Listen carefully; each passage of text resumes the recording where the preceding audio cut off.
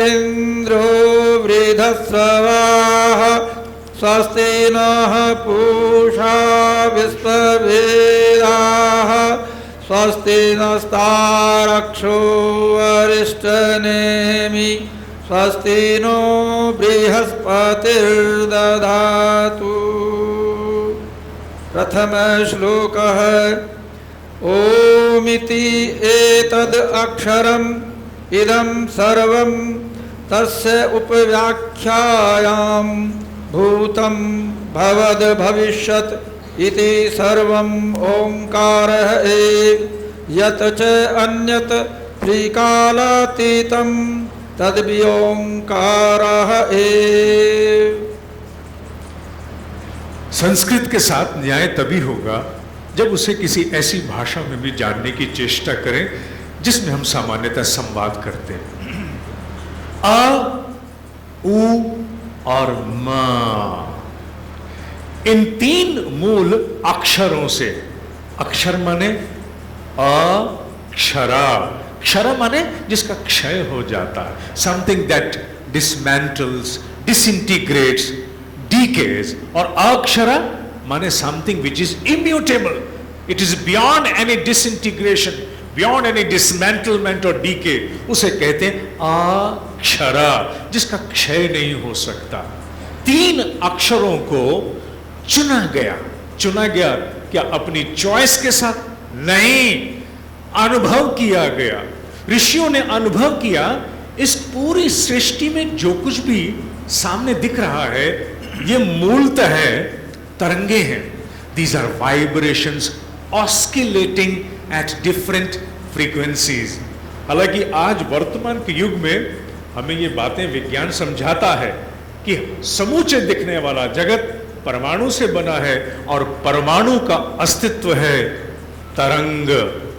ऋषियों को ये बात उस अनजाने काल में मालूम थी कि पूरी सृष्टि जो मायावी प्रतीत होती है, मायावी माने है लेकिन वैसी नहीं है जैसी दिखती है। किस पर आधारित है? तरंगों पर आधारित है। हर पदार्थ के पीछे एक तरंग है।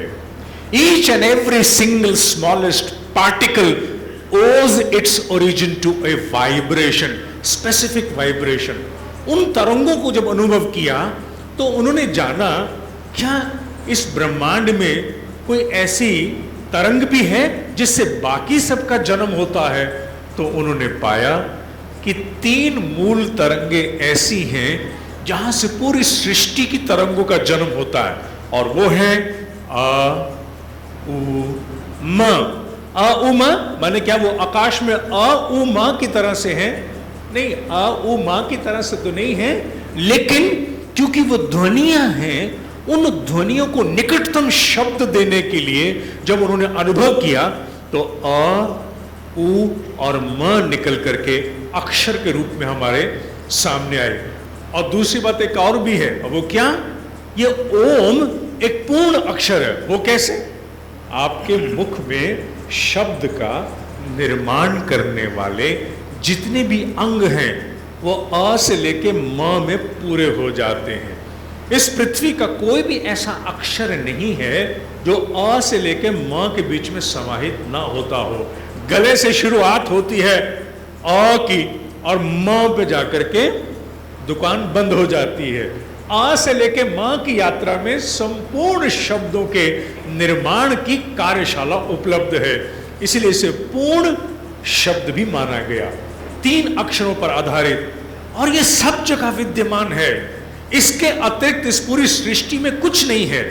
जब कोई ये बात कहता है कि ओम हर जगह है तो मॉडर्न माइंड थोड़ा सा सस्पिशन में चला जाता है। I can't see Om anywhere. लोग कैसे कहते हैं ओम हर जगह है, ओम विद्यमान है, जहां देखो वहीं और विद्यमान है। हाँ, उस रूप में तो नहीं जैसे तुम देखना चाहते हो, क्योंकि तुम्हारी देखने वाली इंद्रियों की क्षमता कुत्ते, बिल्ली, खरगोश और कबूतर से भी कम है। तुम्हें बहुत सारी चीजें सुनाई नहीं देती, दिखाई नहीं देती। तुम्हारे सूंघने की क्षमता एक जर्मन शेपर्ड के सामने नगण्य है, तो तुम्हें ये सारी बातें दिखाई भी कहां देंगी। लेकिन ऋषि जानता है हर चीज जो दिख रही है इसके पीछे द मदर वाइब्रेशन इज ओम। ओम अगर वो नहीं होगी तो कुछ नहीं होगा। ये ठीक उसी प्रकार है जैसे कंप्यूटर लैंग्वेज में इतने सॉफ्टवेयर, इतने एप्लीकेशन की कोई सीमा ही नहीं है, लेकिन जब मूल लैंग्वेज में जाके देखो, मशीन लैंग्वेज में, तो मूल में केवल 2 ही अक्षर या बहुत थोड़ी सी ऐसी संभावनाएं हैं जो परिलक्षित होती हैं। उसी प्रकार ओम है। ओम हर जगह विद्यमान है, लेकिन किस रूप में?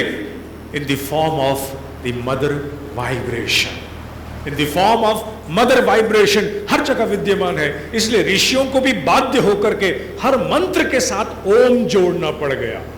गायत्री के साथ ओम से शुरुआत करनी पड़ी, महामृत्युंजय में ओम शुरू किया, शांति पाठ में ओम करते रहे, स्वस्ति वाचन में ओम करते रहे, हर जगह ओम। वो उनकी व्यवस्था थी, क्योंकि वो जहां देखते थे द मदर सोर्स वाज ओम। अब आप ये कह नहीं सकते हैं कि करेंसी भारत में छपी और उसमें आरबीआई का नाम नहीं हो। RBI is almost everywhere. We find RBI at almost all the places. अगर आरबीआई इतने स्थानों पे हो सकता है, तो पूरे ब्रह्मांड का जो आरबीआई है वो हर जगह विद्यमान क्यों नहीं हो सकता? इसीलिए ओम को इतना अधिक महत्व दिया, क्योंकि वो हर स्थान पर विद्यमान है इन the form of the mother vibration. समूची सृष्टि का उद्भव, निर्माण इसी से संभव हुआ। भूत, वर्तमान, भविष्य अर्थात काल इसी से उत्पन्न हुए। इसके अतिरिक्त भी अगर कुछ है तो वह भी ओम ही है। ये बात कहते समय अब मैंने तो ये सत्य देखा नहीं, ये श्लोक किसने बोला? ये श्लोक मैंने कहा था ना, 12 में से 8 श्लोक ऐसे हैं जो हमसे जुड़ते हैं। 4 श्लोक ऐसे हैं जो हमें किसी जन्म में ज्ञात होंगे कि ऐसा होता है। उनमें से एक ये है। ये इस जन्म के लिए श्लोक नहीं है, इसको बुद्धि के स्तर पर मैं भी समझने की कोशिश करता हूं तो अपने आप को अक्षम पाता हूं। ये कहने की चेष्टा कर रहा है कि काल का निर्माण, the past, the present and the future, Om इससे ऊपर है। इतना ही नहीं, इस काल के अतिरिक्त भी अगर कुछ है, apart from time, even space, वो भी ओम के नीचे है। माने जो कुछ भी बचा, इवन मिसलेनियस रेमिनेंट, हर चीज इस मदर वाइब्रेशन के द्वारा प्रेरित है। ये उस ऋषि ने कहा। अभी इसे समझने में हम अक्षम हैं। क्यों? हमारी वो अवस्था नहीं है कि हम ऋषि की तरह तीनों काल से ऊपर उठ करके सैटेलाइट व्यू ले। हमारी क्षमता नहीं है कि हम टाइम और स्पेस को अलग अलग देख सकें। इसलिए अभी हम केवल इसको इतना ही मान करके आगे बढ़ते हैं कि अगर किसी वैज्ञानिक ने बात कही है तो उसने कुछ जान करके ही कहा होगा। हमारी क्षमता इस श्लोक को देख पाने की, अनुभव करने की नहीं है। श्लोक ओम सर्वं हि एतद् ब्रह्म अयम् आत्मा ब्रह्म स्वयम् आत्मा चतुष्पाद। Very interesting. नाउ वो कहते हैं कि ये जो मदर वाइब्रेशन है, जिसके द्वारा ये सृष्टि का षड्यंत्र रचा गया है, ये पूरा षड्यंत्र उस मदर वाइब्रेशन ने 4 प्रकार के पेडेस्ट्रल पर, 4 प्रकार के आधार से रचा। वो 4 कौन से हैं? 1, 2, 3 and 4। अ, उ, म और अमात्रा। अमात्रा माने, नाउ दिस इज इंटरेस्टिंग। और इस बात के लिए एंडोर्समेंट इस हॉल में बैठे हुए बहुत सारे सृजन के लड़के कर सकते हैं। वो क्या? जब हम ओम का उच्चारण करते हैं और लगातार कुछ दिन करते रहे, फॉर एग्जाम्पल आप आज शुरू कीजिए, 40, 50 या 60 डेज के बाद, मे बी 90 डेज के बाद एक दिन ऐसा आता है ओम के साथ साथ एक पैरेलल ध्वनि कहीं से कानों में आनी शुरू होती है। जैसे शुरू में तो लगता है नीचे किसी की मोटर चल रही है, फिर लगता है किसी की वॉशिंग मशीन चल रही है, लगता है बाहर से किसी ने गाड़ी, ट्रक स्टार्ट करके छोड़ दिया। लेकिन थोड़े दिन में पुष्टि होती है, नहीं, ये तो मेरे भीतर से आ रही है। मैं जैसे ही रुकता हूं ये रुक जाता है। क्या ये क्या मैं प्रोड्यूस कर रहा हूं? पहली बार बोध होता है कि बोलता तो मैं ओम हूं, लेकिन अपने आप एक चौथी ध्वनि भी शुरू होती है जो गूंज के रूप में कानों में आती है। स्टार्टिंग में ये बड़ा फैसिनेटिंग होता है, बहुत से लोग इस कौतुक से बड़े परेशान भी होते हैं, ये कहां से मेरे दिमाग में कुछ नया शुरू हो गया है।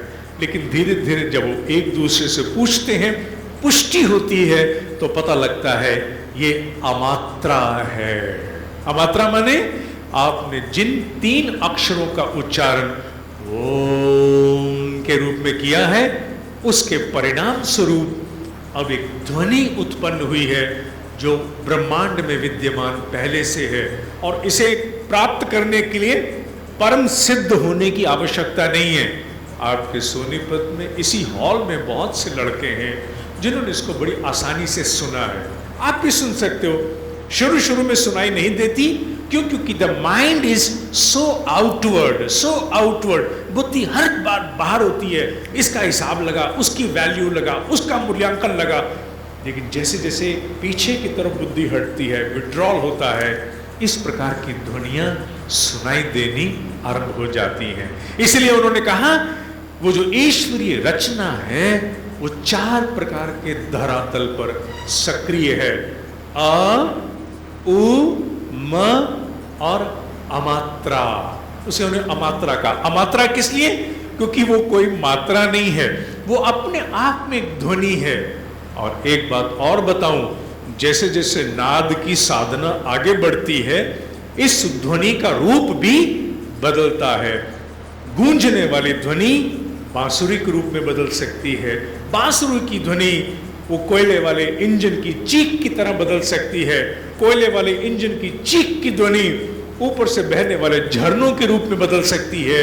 लगभग 5-6 प्रकार की अलग अलग ध्वनियां अपनी साधना की प्रगति के अनुरूप बदलती हैं। And this is no magic, and this is no magic, this is no baba, this is purely scientific and absolutely easy to understand. क्यों? क्योंकि हमने इस विज्ञान को कभी जाना नहीं है, क्योंकि आंख बंद करके यात्रा करने की चेष्टा हमने की नहीं है। इसलिए दिस इज